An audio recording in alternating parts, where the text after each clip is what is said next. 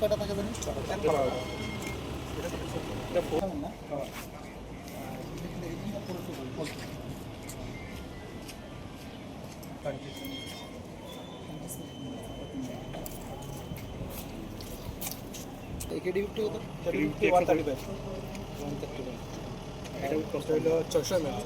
আমরা ঊনকোটি আবগারি দপ্তর, কৈলাসহর পিএস, টিএসআর এবং 28 ব্যাটালিয়ন আসাম রাইফেলসের যৌথ উদ্যোগে পেচারদর এরিয়াতে একটা জয়েন্ট রেড করা হয়।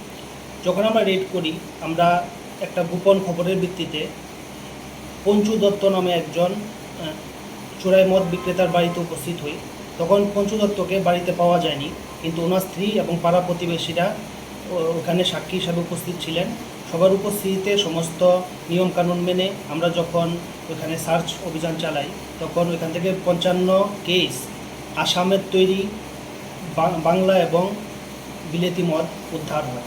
তারপর পঞ্চু দত্তের ওয়্যার হাউস, যেটা ওনার বাড়ির কাছেই পেচারদড়ি অবস্থিত, ওই জায়গা থেকে আরও 35 কেস আসামের তৈরি মদ উদ্ধার হয়।